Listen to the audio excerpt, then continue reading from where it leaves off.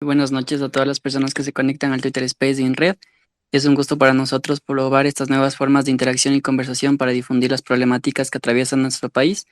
Y queremos recordarles que una de las ventajas de realizar este conversatorio en Twitter Space es que pueden compartirnos sus preguntas y reflexiones etiquetándonos en sus tweets.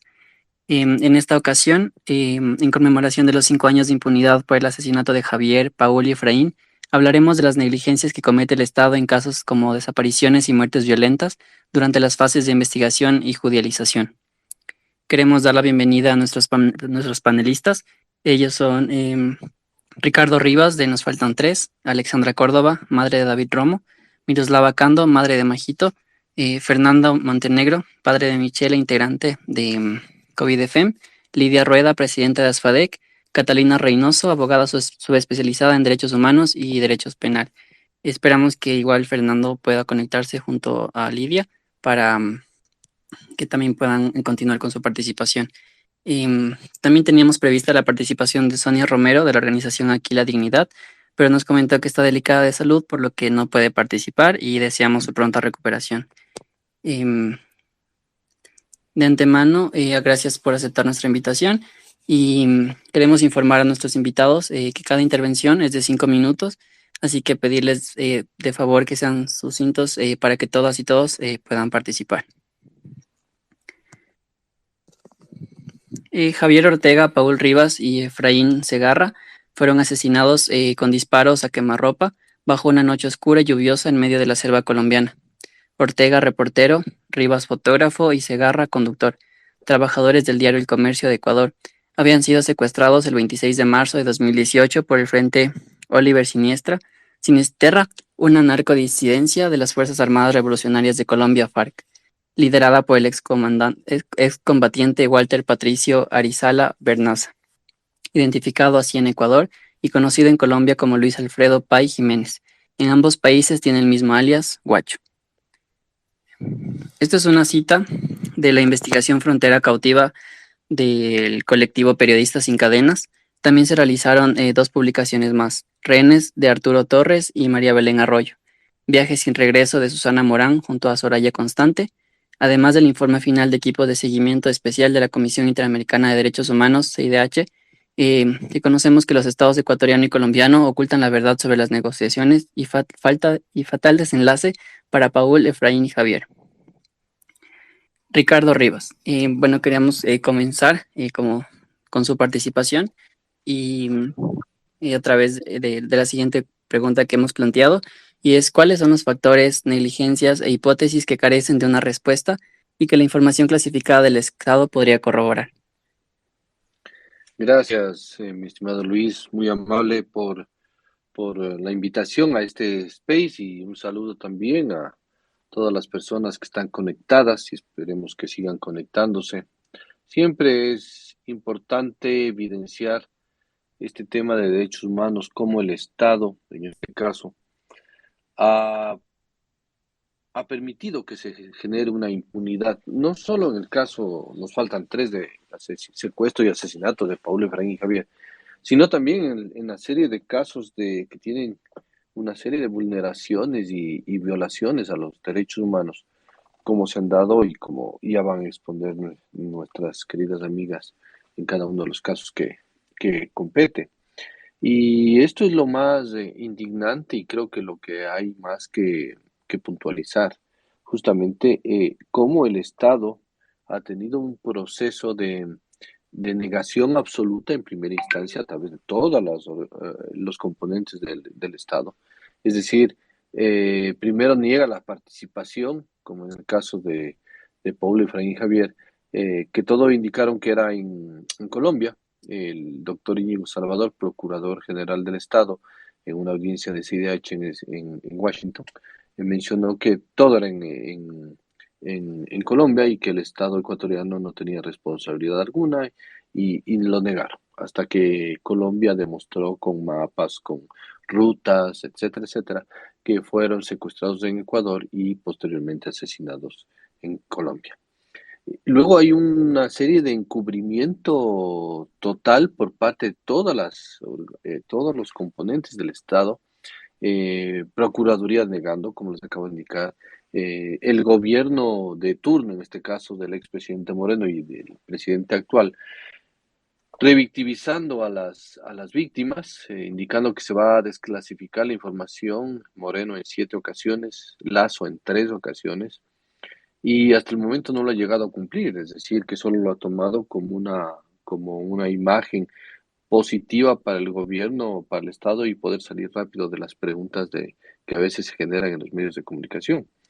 Pero ha habido un bloqueo sistemático de acceso a esa información. Hablamos del Ministerio de la Mujer y de Derechos Humanos con la ministra Paola Flores, que hasta el momento ni siquiera la conozco, es decir, se han enviado cartas, no han sido atendidas. Esta última carta que enviamos en julio de 2021, gracias a una reunión que tuvimos en Cancillería y que fue la subsecretaria de Derechos Humanos, pude hacerle dar cuenta que ya lleva más de un año la carta y que no ha sido contestada. Les tomó 3 meses contestarla, pero no contestaron la carta en sí, sino que pidieron informes y eso es lo que nos enviaron, sin tomar en cuenta lo que decía la carta. Es decir, hay ahí una especie de alargamiento de lo que se solicita o de no entender lo que se solicita en estos casos. Tenemos una fiscalía que investiga, pero no sabemos qué investiga. No hay una teoría del caso, son 5 años que lleva ya en investigación, en etapa de indagación, es decir, sigue investigando, pero no lo sabemos porque no tiene un hilo conductor. Eh, Más de año y medio no ha habido un solo impulso fiscal al respecto. Entonces, te puedes dar cuenta ahí cómo el encubrimiento de todo el Estado. Ah, me faltan las Fuerzas Armadas y la Policía Nacional, cuando se les preguntó en las diligencias que remitan toda la información que conozcan sobre este caso, Policía Nacional dijo que no conocía de este caso. Así de increíble. Y las Fuerzas Armadas repitieron lo mismo, que no hay información sobre este caso y que no tienen idea de lo que se trata. Entonces, te das cuenta cómo el encubrimiento es una política de Estado, que es lo lamentable, y luego viene un silencio total en cuanto a estos casos, el caso de Pablo Efraín Javier, que estoy hablando, un silencio donde quieren que las víctimas nos olvidemos, nos cansemos, dejemos una serie de investigaciones y que lamentable es esto. ¿Cuáles son los dos pedidos puntuales que nosotros hacemos? Es la desclasificación de información que ya lo manifestaron el expresidente Moreno y el presidente Lazo, eh, para acceder a una verdad y una justicia muy digna, y no habrá justicia mientras no se llegue a la verdad. Indicarles también que la justicia no va de la mano de la política de turno o de un gobierno de turno. La justicia debe ser independiente y es lo que hemos palpado. Entonces el pedido es desclasificación de información y segundo, la aplicación de mecanismos o sentarnos a hablar sobre los mecanismos que se deben aplicar para las recomendaciones que fueron generadas en un informe de la Corte Interamericana de Derechos Humanos en el año 2019 y que hasta el momento hemos pedido reunirnos para a la aplicabilidad de estos mecanismos, pero hasta el momento no hemos tenido respuesta, indicando que hay una carta enviada en julio del 2021 a la Corte Constitucional demandando la desclasificación. El juez Richard Ortiz hasta el momento ni siquiera lo ha calificado, es decir, estamos en lo mismo, en cero. Y el documento que también se envió en julio del 2021 a Guillermo Lazo, donde hasta el momento no ha sido contestado y más bien ya lo archivaron y le dieron de baja del equipo. Esto te genera una impunidad constante en el caso, te genera, lógicamente, no se dan cuenta que el Estado siempre arrincona a las víctimas y te obliga a mirar una justicia que está fuera de nuestro país, con las debidas consecuencias, por supuesto, y esto realmente, de qué verdad estamos hablando, de qué investigación, de qué seriedad, de qué transparencia. Quiero terminar mi intervención porque creo que ya son 5 minutos, en el sentido de que si tú conoces de información y realmente no eres capaz de dar a conocer esta información para que se pueda investigar adecuadamente, a pesar de no haber estado involucrado en estos temas, te vuelves en parte de estos temas como encubridor de un secuestro y de un asesinato. Entonces creo que hay que meditarlo bien, hay que meditar bien las decisiones que se toman, las consecuencias que traen cada decisión y que algún momento tienen que responder por acción o por omisión, por negligencia, por ineptitud, por inacción, en casos que realmente ameritan una agilidad, una transparencia y una verdad para llegar a una justicia.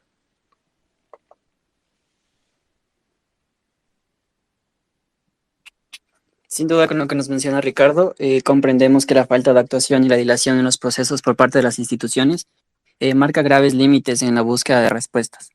Ahora bien, quisiéramos también abordar otro caso que va de la mano junto a estos procesos de las instituciones que han limitado las investigaciones.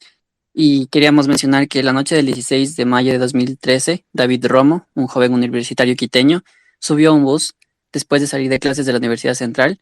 El transporte se dirigía hacia la mitad del mundo donde el joven vivía con su madre, Alexandra Córdoba. Sin embargo, en el trayecto, David Romo desapareció sin dejar rastro hasta el día de hoy. El próximo mes se cumplirán 10 años de su desaparición y todavía no se conoce la verdad sobre este hecho. Uno de los nudos críticos de las investigaciones de fiscalía es presuponer que la persona desaparecida no está con vida, cuando se lo debe buscar con presunción de vida. Alexandra, sabemos que este hecho en particular ha afectado en la búsqueda de David. ¿Nos puede comentar más al respecto?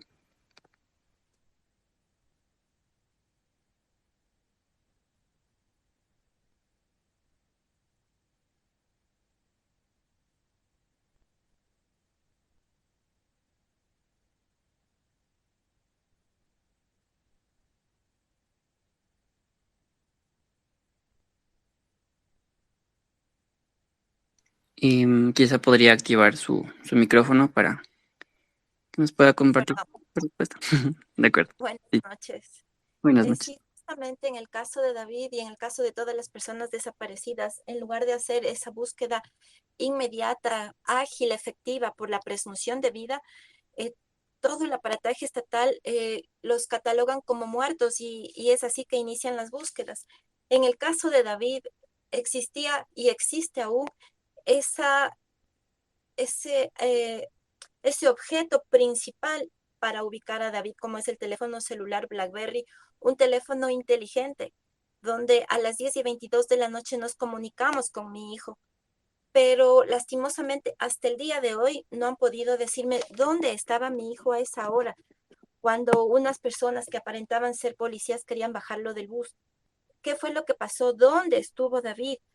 ¿En qué bus estuvo? Si es que estuvo en un bus, ¿dónde? Hasta el día de hoy no lo sabemos. Y eso era importante incluso para desde ahí emprender la búsqueda efectiva de David. Todo este tiempo lo buscaron a David, sí, por diferentes lugares, se hicieron un sinnúmero de búsquedas por la mitad del mundo, por Calacalí, por diferentes ciudades del país e incluso del extranjero. Pero ¿cómo le buscaban? Aquí no se trata de buscar a la imaginación de agentes investigadores y fiscales, sino de hacer una búsqueda como debe ser, con todos los parámetros de efectividad, pero lamentablemente eso no se ha dado.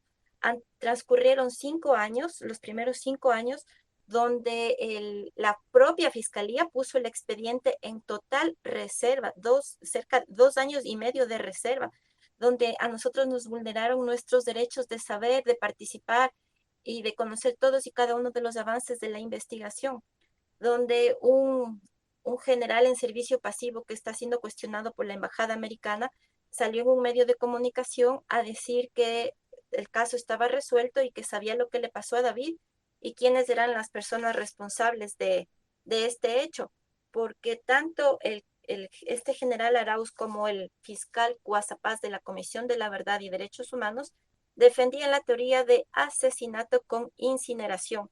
Para eso cometieron un hecho demasiadamente aberrante, el llevarme a un camal metropolitano, a faenar un cerdo, a cortarlo en la mitad, a sacarle las vísceras, a trocearlo y unos de sus pedazos a incinerarlo con un soplete para decirme que eso le pasó a David sin tener una prueba técnica científica. Eso sucedió y pronto fue este proceso nulitado porque no pudieron comprobar esta teoría tan macabra del asesinato y de la incineración, dado que incluso en la propia audiencia el fiscal recibió una llamada telefónica donde le dijeron que el cuerpo de David estaba enterrado en el norte de la ciudad.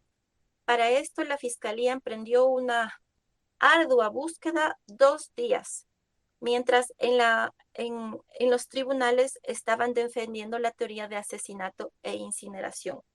Todo esto llevó a que el proceso se nulite y lo peor es que esta nulidad fue pedida por la propia fiscalía valiéndose de su propio error, como fue la, la ilegal reserva, además de todas las vulneraciones y todas las negligencias y desvío de la información de la investigación que se llevó en todo este proceso. Después el caso se fue a la Comisión de la Verdad y Derechos Humanos por desaparición forzada de David, pero a la par también se lo busca a David en la unidad de desaparecidos. Ninguna de estas dos instituciones, de estas dos fiscalías, está buscando a David.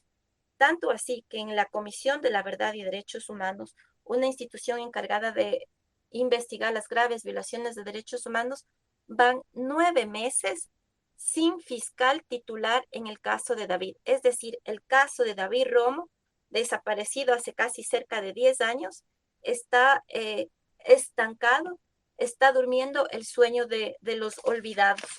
Y mire que incluso la propia Corte Interamericana de Derechos Humanos es bien clara al establecer la obligación de investigar se mantiene cualquiera sea el agente, aún los particulares, pues si sus hechos no son investigados con seriedad, resultarían en cierto modo auxiliados por el poder público, lo que comprometería la responsabilidad internacional del Estado.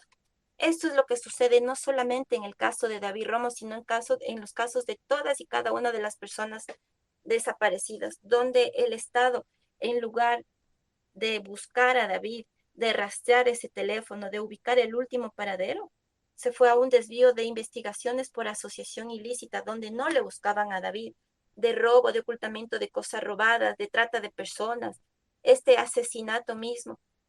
Y ahora el caso de David, después de 10 años, continúa en indagación previa. Regresó nuevamente al inicio porque se nulitó este proceso y al nulitarse quiere decir que todo eso estuvo mal hecho y volvemos nuevamente a una investigación previa. Pero la nulidad fue a costa de fiscales, policías y jueces.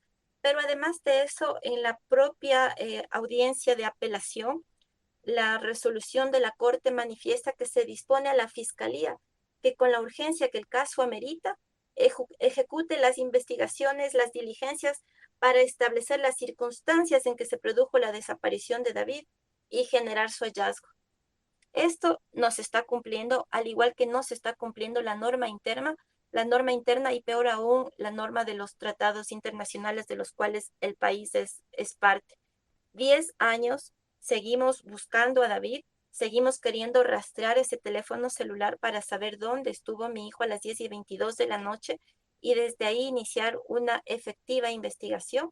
Ha habido la participación esta de los agentes estatales que en medios de comunicación dicen que el caso está resuelto y que ya saben quiénes son los responsables, pero al final del día David Romo continúa desaparecido sin que el Estado ecuatoriano, Fiscalía, Policía y demás instituciones que están a cargo de la investigación y búsqueda actúen con la efectividad que los casos ameritan, pues aquí está de por medio la vida de ese ser humano, porque cada uno de los desaparecidos, David Romo y todas las personas desaparecidas, están desaparecidas, no están muertas, no están asesinadas, no están incineradas, están desaparecidas y como tal tiene que ser esa búsqueda inmediata, efectiva. Pero lamentablemente en el caso de David, esas investigaciones simplemente están guardadas en una caja porque no hay ni siquiera fiscal titular.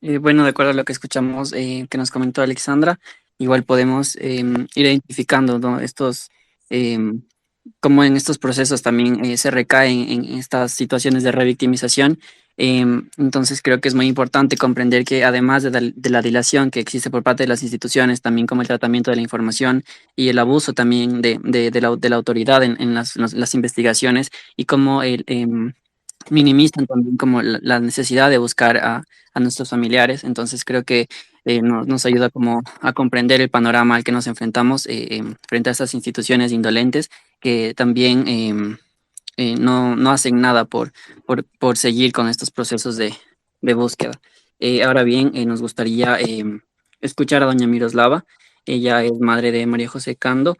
Em, Queríamos, bueno, en este caso también recalcar el hecho de que las irregularidades que se hicieron en la investigación y también como mencionar que en este caso están involucradas las Fuerzas Armadas y sobre todo este contexto de que una mujer dentro de una relación de jerarquía en estas escuelas de ejercicio militar, cómo también se revela esta violencia sistemática que existe.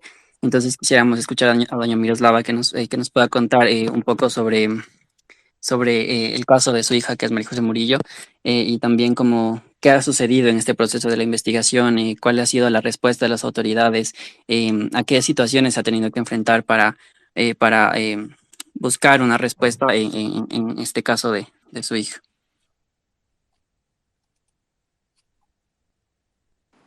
Muy buenas noches con todos.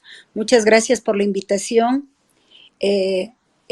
Gracias al evento al conmemorar 5 años de la pérdida de unas grandes personas, de unos grandes seres humanos como son Javier, Paul y Efraín, me uno al dolor que sienten sus familiares al no tener la justicia ni la verdad. Si bien muchas gracias, como soy la madre de Majito Morillo, la subteniente fallecida en el río Napo, en circunstancias aún no esclarecidas, porque si bien es cierto que me indicaron que se había ahogado en un ejercicio militar, a mí me quedan muchas dudas, porque en el momento que quise poner la denuncia en fiscalía, no me permitieron. Fui interceptada por los militares, que no podía poner una denuncia verbal ni escrita, sino en presencia de un abogado. A partir de eso me saltó la duda, porque si ellos habían sido juez y parte dentro de las investigaciones, los militares, catalogándolo como un accidente, como familiares nosotros necesitábamos saber la verdad o saber en qué circunstancias había fallecido. Entonces es ahí cuando para nosotros empieza un padecer en exigencia de verdad. Ha transcurrido casi 2 años, este 20 de abril del 2023, se cumplen 2 años del fallecimiento, continuamos en investigación previa. Para nosotros ha sido complicado porque hemos sido interceptados los teléfonos, hemos sufrido persecuciones, hemos sufrido humillaciones de parte de las entidades de justicia. En fiscalía, primero estuvo el caso de mi hija en fiscalía multicompetente. Gracias a Dios, en este diciembre del 2022 se trasladó a la Fiscalía de Género.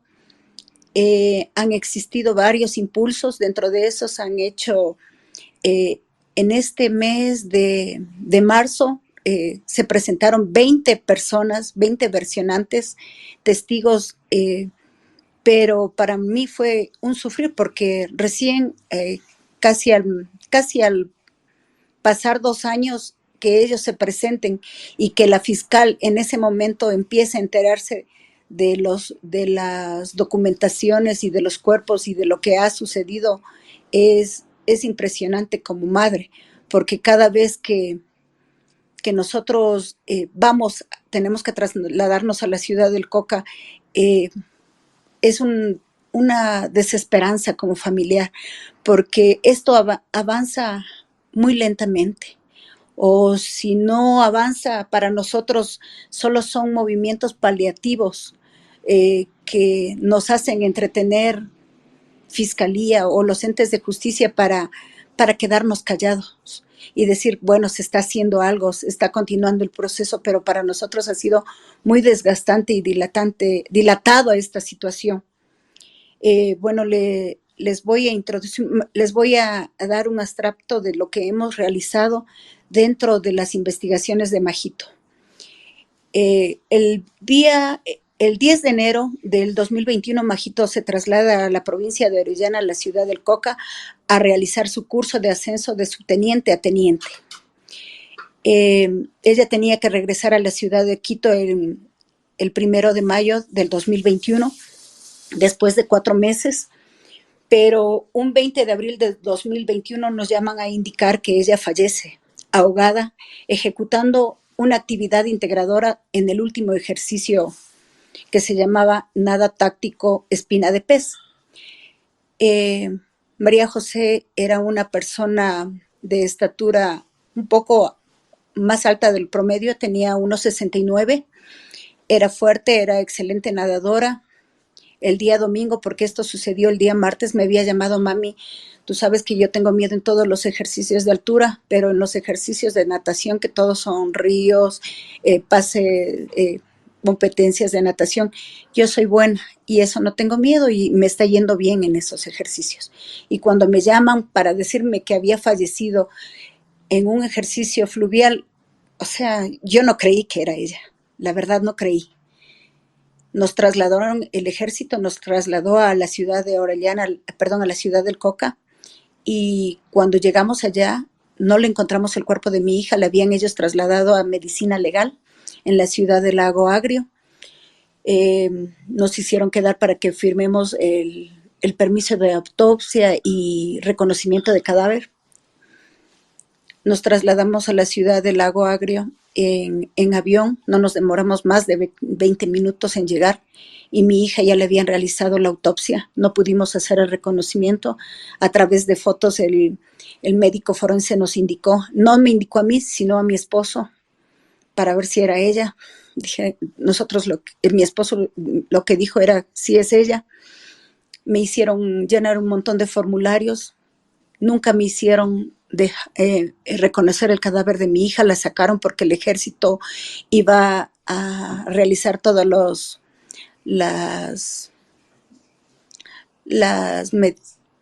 los trámites funerarios, perdón, como son tanatopraxia y todas las cosas, y ya le habían sacado a mi hija en el momento en que yo quise vestirle. No me dejaron ingresar ni los militares ni medicina legal. Es ahí cuando mi hermana me indica que le habían sacado y que sí ella era, pero para nosotros eran momentos dramáticos porque de verdad hasta ese momento no sabíamos y no creíamos que era ella, porque de todos los 97 estudiantes que viajaron de aquí de Quito, mi hija fue la única fallecida. Y no es que yo esperaba que fallezcan otras personas, pero a mí me parecía medio sospechoso porque mi hija era excelente nadadora y en esas circunstancias que fallezca era imposible. Entonces, en fiscalía todo se ha dilatado, todas las investigaciones no se han tomado con la seriedad posible. En el momento en que se traslada a Fiscalía de Género, me pasa un escrito donde dicen que se ha pasado a Fiscalía de Género por ser un caso de conmoción social. O sea, el ejército ecuatoriano ha tratado de invisibilizar todo el proceso, ha tratado de que yo no vaya a las diligencias, al reconocimiento del lugar de los hechos. Nos han vulnerado totalmente. Nosotros hemos tenido que salir a plantones, hemos ido a unas giras a nivel nacional para que se conozca el caso, hemos estado en Twitter, en Facebook, en todas las redes sociales.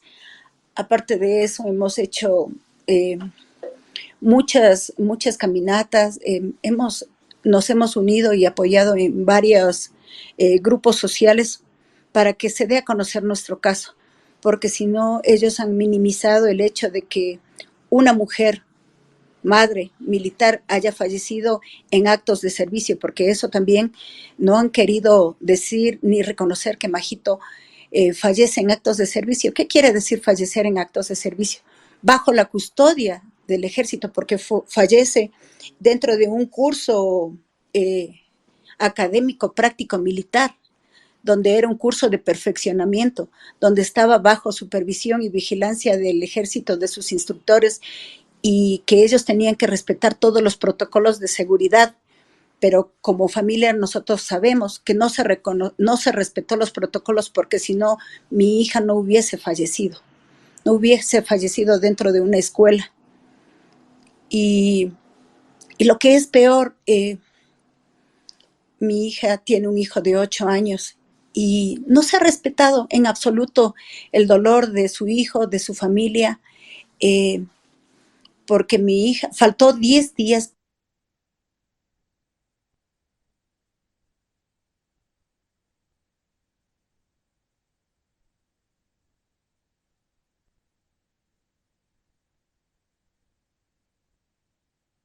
Señora Miroslava, se le apagó el micrófono.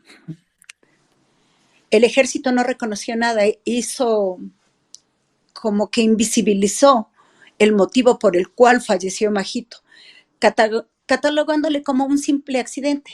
Nosotros exigimos una memoria digna para Majito, porque ella nunca fue negligente, sino que faltó de sus instructores y de las personas que tenían que cuidarle, faltaron al deber objetivo de cuidado de Majito.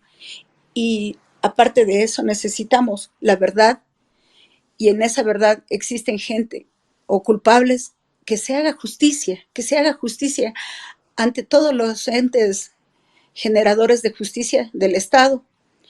Nosotros necesitamos la garantía de no repetición, porque sé que existen muchas vulneraciones dentro del ejército, porque esto no viene desde el accidente que ellos dicen. Esto vino desde un acoso sistemático institucional desde el comienzo que ingresó mi hija. ¿Por qué? Porque ella era excelente deportista, y no podían permitir que una mujer brille más que un hombre. Nosotros nos dimos cuenta ya después, donde vimos que trataban de invisibilizar todo lo que ella, las competencias que ella ganaba, le descalibraban el fusil, el armamento, le escondían los uniformes. Después, cuando ella se embarazó, salió con 2 años de permiso. Como ella ingresó, dijeron que ella podía reingresar libremente, pero no fue así. A ella tuvo que hacer mucho esfuerzo para reingresar, y cuando reingresó también sufrió mucho acoso. Dentro le bajaban las notas. Entonces, esto no nos parecía nada nuevo. O sea, lo que no nos dimos cuenta es que iba a terminar con su vida. Pensábamos mejor que iba a terminar con el acoso mediante el ascenso, porque ella ya iba ganando estatus dentro del ejército, pero no fue así. Nos la entregaron en un ataúd sin derecho a reclamar, porque ellos dicen que esta es una carrera de riesgo. Todas las carreras tienen un riesgo, pero nadie puede definir o decidir sobre la vida o la muerte de una persona. Para eso existen protocolos de seguridad, y más aún dentro del ejército ecuatoriano.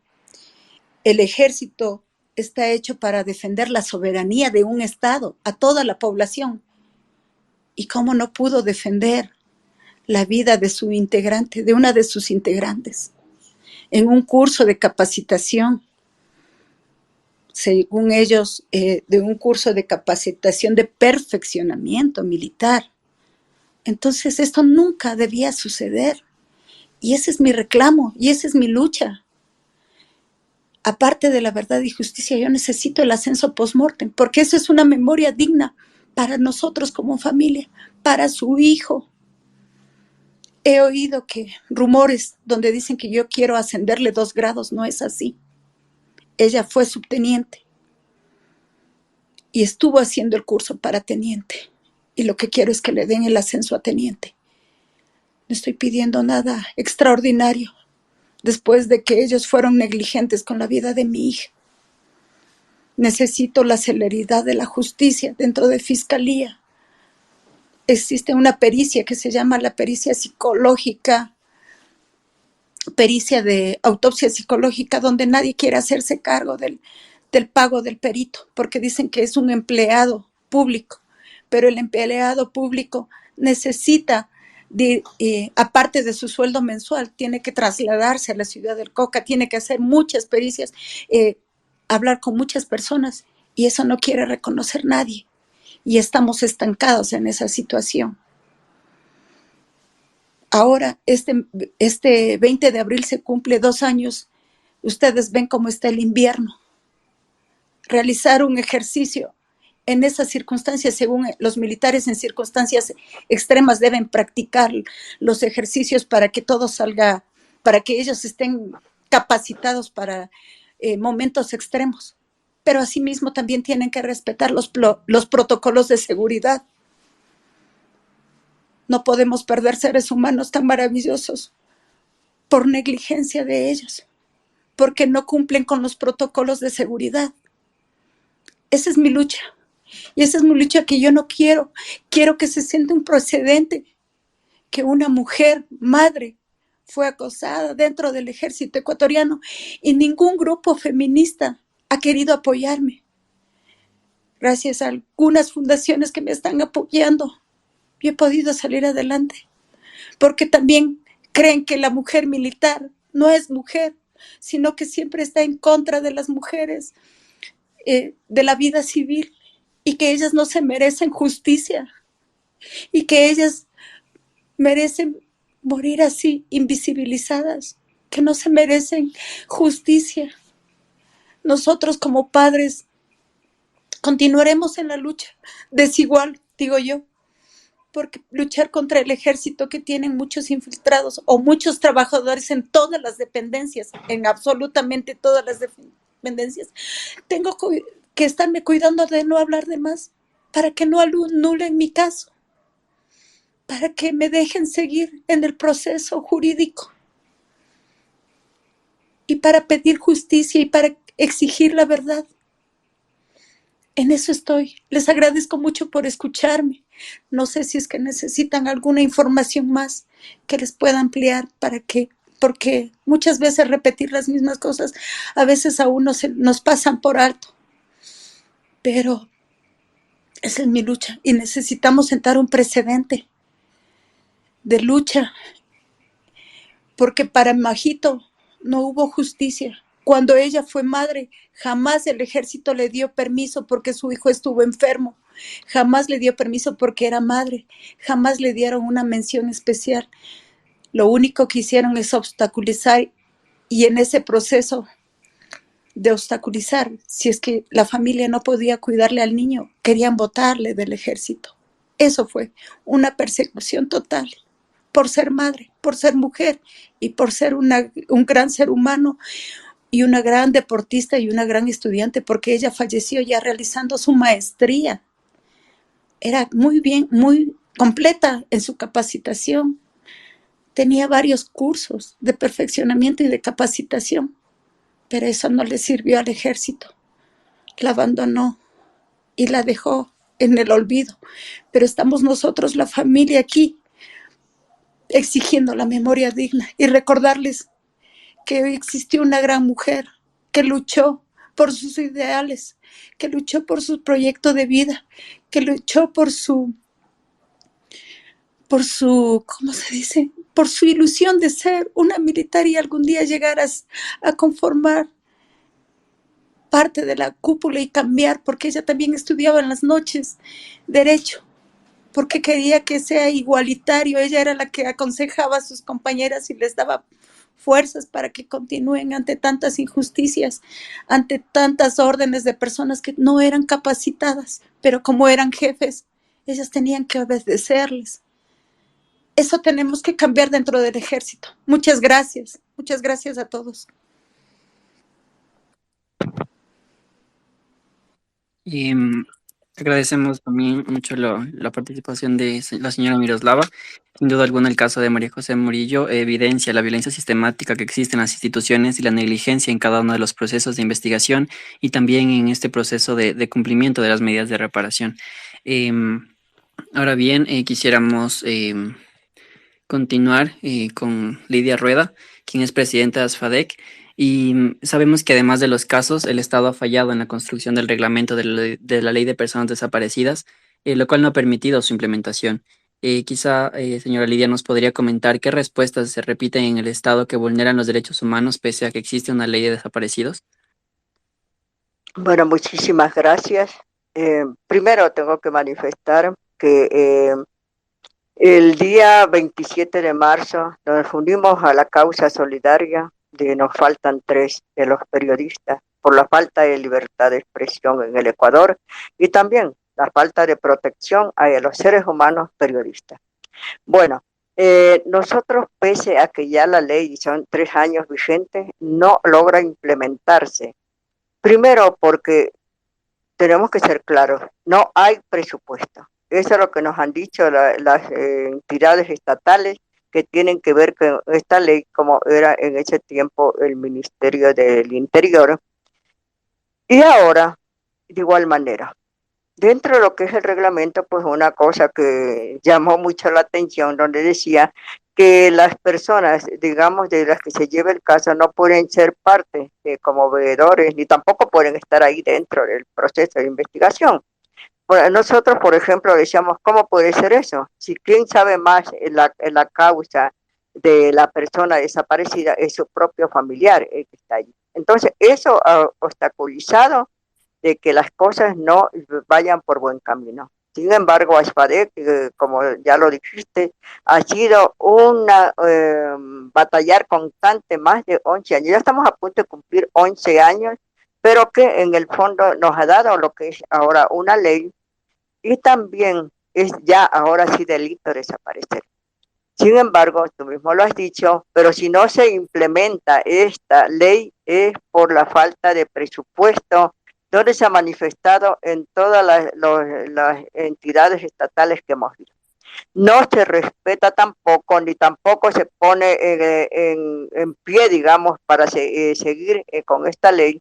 Es el equipo ejecutivo que está conformado por la Fiscalía General del Estado, el ministerio, en este caso sería de gobierno, y la secretaría, ahora el Ministerio de la Mujer y Derechos Humanos, lo mismo que el Ministerio de Inclusión Económica y Social.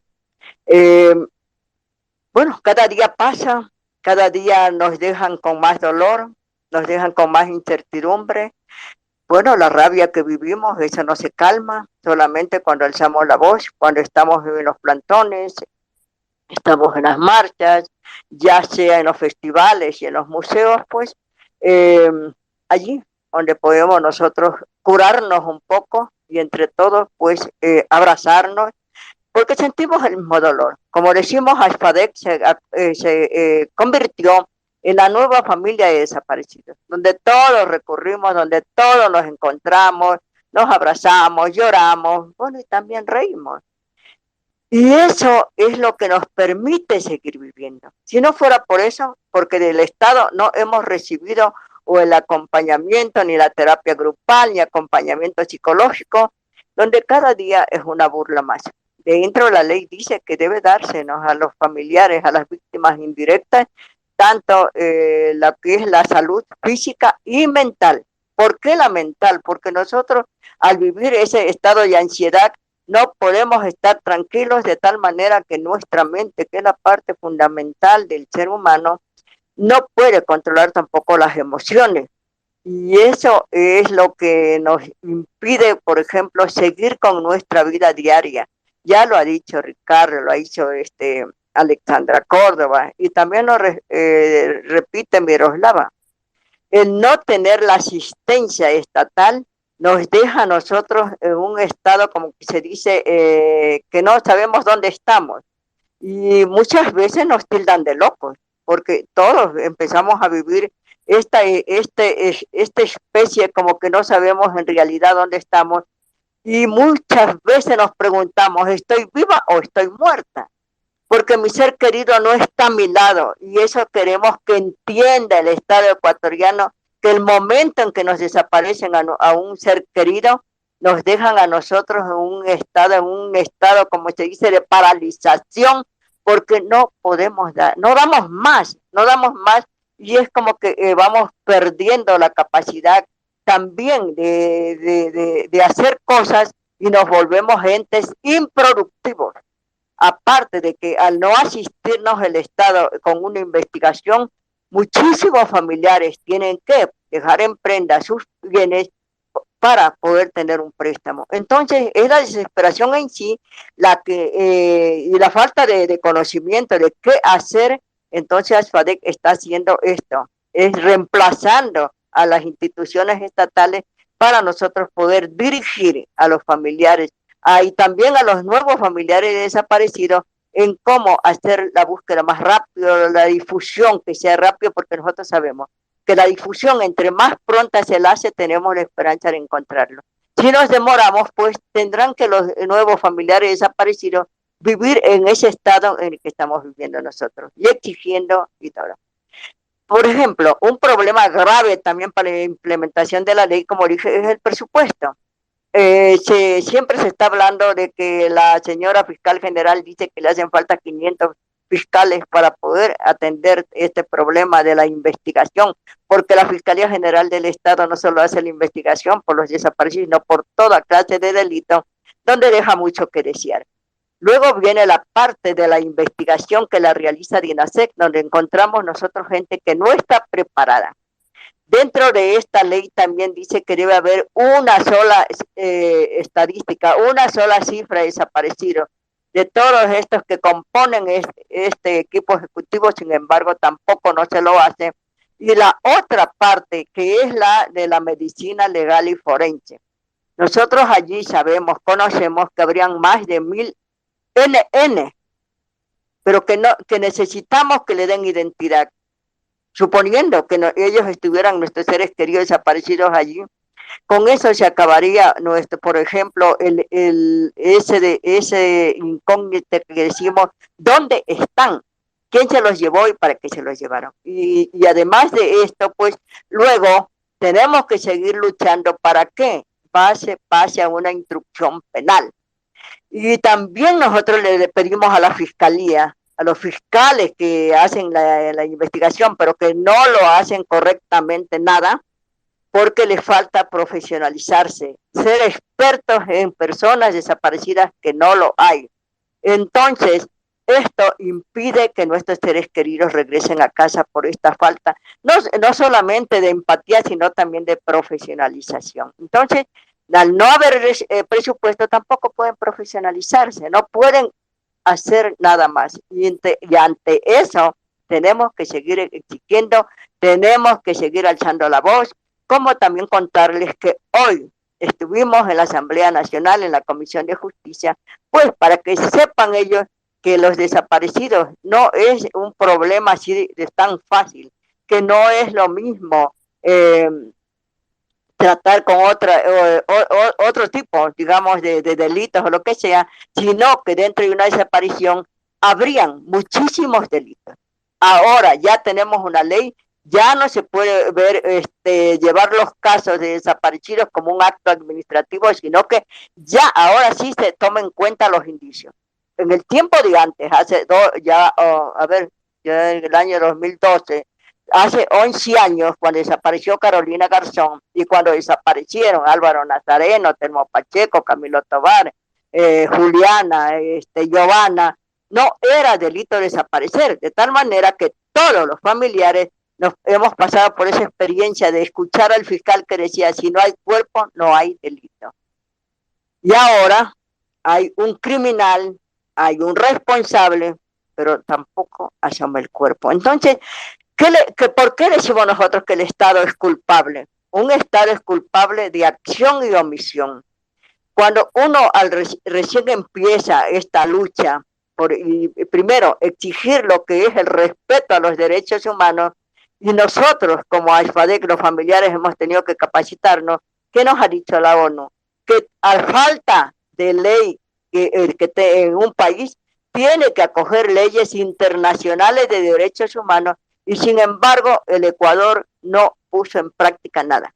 Hasta ahora no asoma a Álvaro Nazareno, no asoma a Alexander Romo. Entonces son cosas que tenemos que seguir exigiendo, y al día de hoy hay mucho más desaparecidos, hay demasiados desaparecidos, que esto es para que, es decir, que haya una conmoción social, en este caso en el Ecuador, y que el Estado debe prestarle mayor atención. No podemos seguir haciéndonos los sordos, no podemos seguir haciéndonos, como se dicen, sordos, ciegos y mudos. Es un problema latente, es un problema grave, y lo que es más grave es que todas estas instituciones estatales guarden silencio, haciendo de la impunidad un alimento diario. Tenemos que decirle basta, no nos van a callar, nosotros seguiremos por las calles, seguiremos por las ciudades, seguiremos donde sea necesario para decirle al Estado, señor Estado, los desaparecidos son muchísimos, los desaparecidos tenemos derechos, los desaparecidos también votamos, también somos entes que debe ponerle atención el Estado ecuatoriano. Demandamos del señor presidente de la República, Guillermo Lasso, que nos preste atención, que nos reciba. No puede seguirse haciendo, digamos, el silencio total. No. Así como Ricardo, Paul, Efraín y Javier, por ellos salimos nosotros el 27 de marzo, nos unimos muchísimos colectivos, porque no solamente de los que habíamos anunciado que estaríamos presentes, sino que se hicieron presentes en la calle y en la plaza, mucha gente más apoyándonos. Tenemos que decir basta a la impunidad, basta, tenemos que decirle al Estado, señor Estado, responda por la vida de los miles de desaparecidos, y cada 1000 de desaparecidos tiene familia, y la familia somos muchísimas, somos parte de un Estado ecuatoriano que no se compadece con la realidad ni del dolor que vivimos nosotros, peor para que nos dé asistencia. Seguimos demandando, estimado Luis, seguimos demandando del Estado que la ley de actuación orgánica de personas desaparecidas y extraviadas sea una ley efectiva, una ley activa que predomine el derecho del ser humano a la vida, a la libertad. Tenemos que decir basta y tenemos que exigirle que respete la libertad de expresión de los periodistas, porque estamos viendo en estos últimos días nuestra amiga Carol Noroña, que empezó con desaparecidos y le conocimos allí.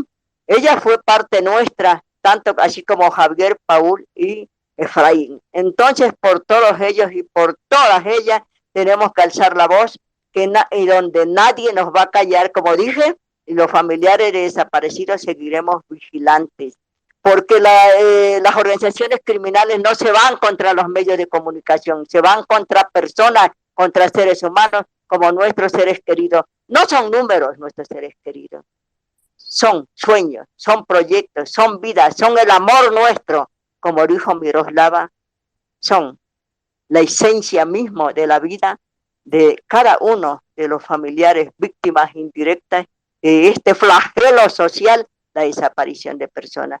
Bueno, yo agradezco mucho y estamos aquí pendientes, presentes, donde cualquiera que necesite información o algún familiar, y ahora, porque así es, cada día son más, que necesite, pues que se contacte con ASFADEC, que estaremos allí prestos para ayudarles, para difundir, para acompañarles.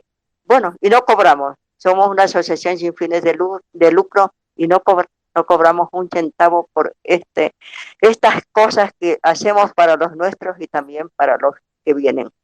Gracias. Muchas gracias también, señora Lidia. Agradecemos su participación y también queríamos como recalcar el hecho de que sin duda alguna la inoperancia del Estado da mucho que desear y nos motiva a seguir en esta lucha por búsqueda de justicia, de verdad y reparación también para las personas que están atravesando por estos casos. Sin duda alguna también nos invita como a cuestionar y a seguir exigiendo al Estado respuestas certeras y celeridad, sobre todo en los procesos. Ahora bien, quisiéramos escuchar a la doctora Catalina Reynoso. De lo que hemos escuchado, ¿qué factores son los que se repiten en los casos de desaparición? Y particularmente en el caso de Nos Faltan Tres, ¿existe algún patrón constante que impide la obtención de justicia y verdad? Y también como cuáles serían las instancias internacionales que se pueden brindar para obtener respuestas. Hola, buenas noches. Gracias por la invitación y primero, antes que nada, me gustaría agradecer por estar aquí y por la lucha de parte de Ricardo, de Miroslava, de Lidia, de Alexandra, de don Fernando, que creo que no está aquí. Es muy importante visibilizar estos casos porque a la final no estamos hablando de una simple estadística, no estamos hablando de algo que se puede solo reportar desde el Estado en una hoja de Excel y dejarlo ahí.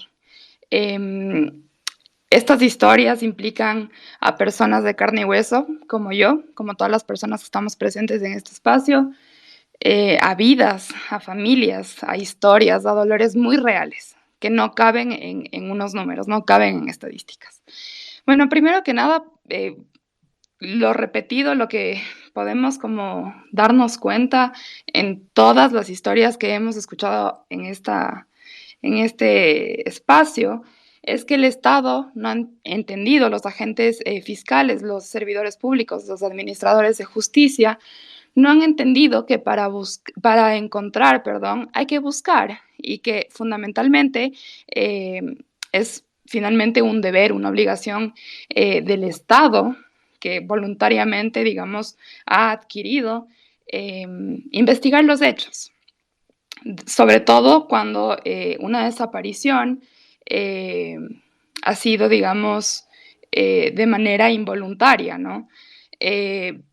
Esta obligación tenemos que verla no tanto como una obligación política, no es solo una simple gestión del interés de las familias, de intereses particulares, para poder como llegar a la verdad y a la justicia, sino que a la final y en términos, digamos, de estándares internacionales, la Corte Interamericana ha determinado que realmente este deber de investigar debe tener un sentido y debe ser asumido por el Estado como un deber jurídico propio. Es algo que no debe depender de la iniciativa procesal de las víctimas o de los familiares. Las familias no deberían ir a fiscalía a presionar a que comiencen a hacer diligencias. No deberían estar todos los días atrás del fiscal viendo que efectivamente se mande el escrito, que efectivamente se pida este tipo de diligencias, ¿no? Esto no debe ser realmente una aportación privada.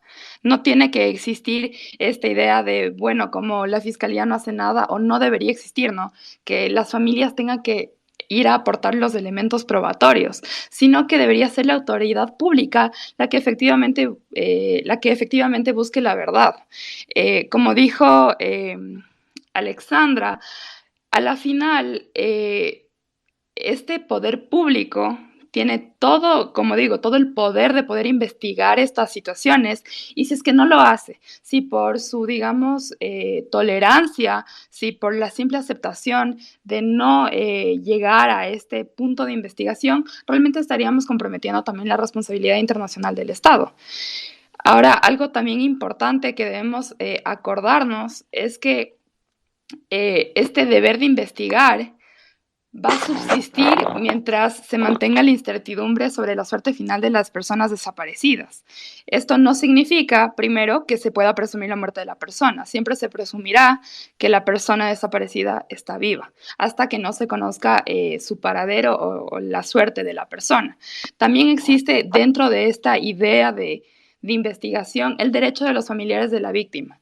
Los familiares de la víctima también son víctimas y ellos tienen el derecho de conocer cuál es el destino de estas personas, de las personas desaparecidas, y en el caso, digamos, que se encuentren restos, también tienen esta justa expectativa de que el Estado satisfaga la reparación, la justicia, con todos los medios que el Estado tenga a su alcance.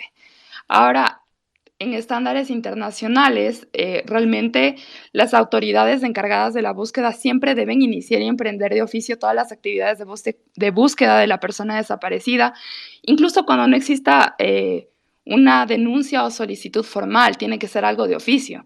No es posible que en el Ecuador, cuando vamos a poner una denuncia de una persona desaparecida, nos digan, ay no, ahorita no le puedo aceptar su denuncia, probablemente ya regrese mañana. Si es en el caso de las mujeres, que se somete a estereotipos, capaz se fue con el novio, capaz regresa después de 9 meses. Eso es inaceptable. En casos de personas desaparecidas tiene que iniciarse la investigación rápidamente, sin dilaciones, sin demoras injustificadas. Y también las búsquedas de las personas desaparecidas deben continuar siempre hasta que se determine con certeza qué pasó, hasta que se llegue realmente a la verdad. Y realmente digamos, deber de investigación no se queda ahí. No es un deber del Estado que se pueda suspender. Es un deber del Estado que se tiene que llevar a lo largo del tiempo. Es una obligación permanente y va de la mano con el deber de sancionar a las personas responsables. Con esto, queremos entender que la Administración de Justicia tiene que tener este enfoque de que las personas desaparecidas, primero, están frente a una violación continua de sus derechos. Estar en esta, digamos, situación de desaparición involuntaria o forzada implica que se está privando, primero puede ser con el derecho a la vida, que es muy posible. Segundo, con los derechos de integridad personal, de libertad. Es una violación bastante extensa a varios derechos que están interrelacionados. Y también lo que hemos escuchado en repetidas ocasiones es que en el tema de judicialización, digamos, de comenzar a buscar las sanciones y llegar a la justicia, realmente el Estado no tiene una voluntad política para realmente generar estos espacios. Lo que hemos escuchado es que hay muchos ofrecimientos, hay muchas promesas, particularmente en el caso de Nos Faltan Tres, muchas promesas desde los jefes de Estado que se supone y prometen van a hacer todas estas diligencias para poder acelerar los procesos, digamos, de investigación. Sin embargo, parece ser que al Estado primero no le interesa porque hace promesas vacías en repetidas ocasiones, y no estamos hablando solamente de un gobierno, sino de varios gobiernos en ese momento de turno. También estamos hablando de que simplemente no está en la agenda estatal realmente llegar a este tratamiento de esta problemática de las desapariciones en el Ecuador.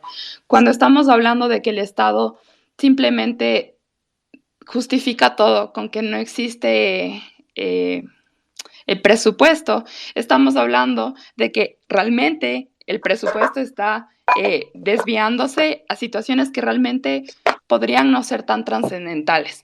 Podríamos estar hablando incluso de que el Estado necesita revisar sus prioridades para poder redireccionar estos presupuestos y hacer ajustes para poder realmente solucionar problemáticas que afectan a sus ciudadanos, que afectan y vulneran varios derechos, y que finalmente el Estado lo que está haciendo es haciendo una colección de cromos para poder ir pegando en el álbum de graves violaciones a derechos humanos que ya tenemos. Ahora, sobre instancias internacionales a las que se puede llegar en estos casos, realmente primero tenemos que tener en cuenta que existe un retraso procesal, y cuando digo esto es las instancias internacionales tienen tantos casos, se ocupan de tantos casos que realmente no pueden abarcar las situaciones actuales en el momento en que se las denuncian.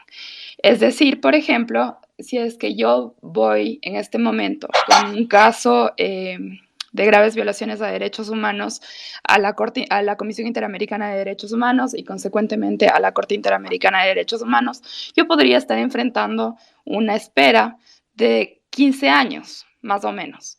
Entonces, llegar a una instancia internacional puede sonar como la forma más adecuada para poder hacer responsable al Estado, porque estamos hablando ahí de una responsabilidad estatal. Sin embargo, realmente no podemos o más bien hablar de que va a ser un proceso rápido y probablemente a lo largo del proceso existan también fases en donde se revictimice a las víctimas. En ese sentido, existen dos formas de ver, digamos, las instancias internacionales a las que se podría acudir.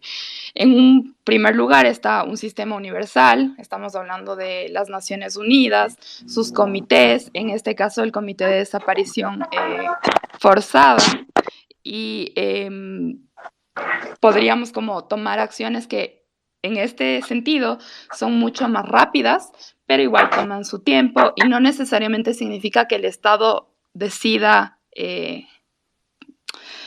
acatar como las medidas que se dispongan.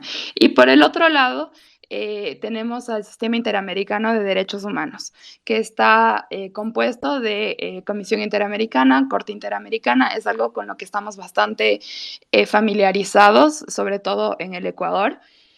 Y como les digo, tiene un retraso procesal, es una espera bastante grande. La diferencia entre estos dos sistemas es que en el sistema interamericano, las decisiones que se tomen, la sentencia que se tome desde la Corte Interamericana es obligatoria para el Estado. Son obligaciones que el Estado tiene que cumplir porque son reparación integral que se da hacia la víctima. Y es básicamente porque es su responsabilidad, porque la violación de derechos humanos estuvo bajo su responsabilidad. Es un proceso bastante largo, es un proceso que requiere de mucha fuerza, que es posible, los casos que llegan allá pueden tener no solo impacto a nivel de las familias y de las víctimas, sino un impacto regional. Esto quiere decir que se pueden crear estándares para casos similares para que no vuelva a pasar, que sería lo ideal, o para ya tener un panorama de cómo se debería actuar, no solo en el Ecuador, sino en toda la región, en todo el continente, respecto de casos similares. Gracias. Y agradecemos mucho los aportes de Catalina. Sin duda alguna nos deja como bastante amplio este contexto de cuál ha sido cuáles son los procesos que debería seguir el Estado, cuáles han sido las respuestas que ha dado y también de cuáles son las obligaciones que tiene el mismo frente a todos estos casos. Para ir finalizando, quisiéramos también como preguntar si alguien tiene algo más que añadir que le gustaría comentar antes de ir finalizando con el Twitter Space. Podría abrir su micrófono y comentarnos si es que... Sí, Claro, señora Lidia, le escuchamos. ya. Bueno, también olvidaba de decir que no, dentro de los desaparecidos también tenemos los desaparecidos de hospitales públicos, como es el caso de Álvaro Nazareno, y también donde el Estado ecuatoriano fue sentenciado también por la desaparición de Luis Eduardo Guachalá. Ahí no solamente son los dos casos, son muchísimos casos, pero que también tenemos el caso de Gustavo Garzón, también que fue sentenciado el Estado ecuatoriano.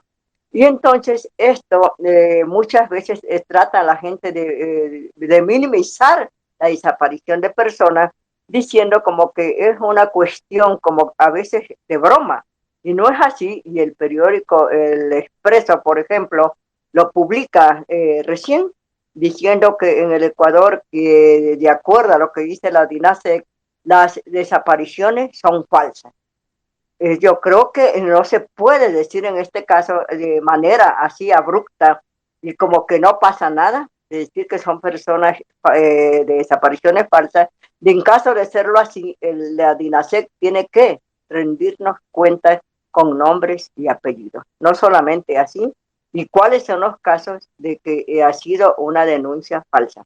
Entonces hay muchísimas cosas que el Estado nos queda debiendo y, como digo, pues son derechos inalienables que no los vendemos, que no se negocian, solamente que el Estado cumpla con su papel y todas estas entes estatales también lo hagan de manera responsable. Queremos que nuestros seres queridos regresen a casa, queremos que los familiares de Nos Faltan Tres tengan también respuesta y que eso nos va a llevar por lo menos a descansar un poco. El dolor que sentimos no lo va a curar nadie, pero por lo menos será un descanso y que podemos retomar nuestra vida, porque la vida nuestra se quedó allí, se quedó suspendida y mucha gente no lo va a entender.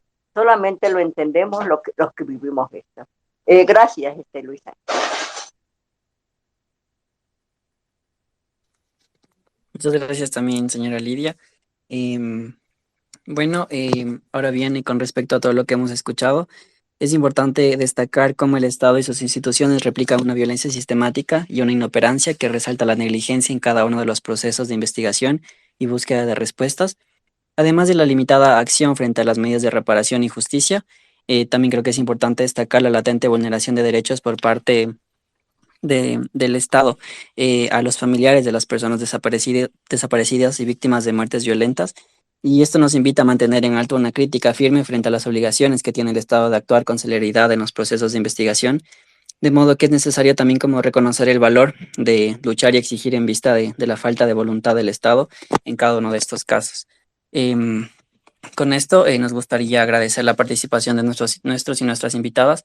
Queremos agradecer a Ricardo Rivas, a Alexandra Córdoba, Miroslava Cando, también a Fernando Montenegro, quien no pudo participar por cuestiones de tiempo, también a Lidia Rueda y Catalina Reynoso. También queríamos agradecer a todas las personas que se conectaron a nuestro programa el día de hoy y además recordarles que si desean que analicemos alguna problemática social o algún otro caso, podrían etiquetarnos en Twitter y nos pueden dejar sus comentarios también en nuestras redes sociales para cualquier información.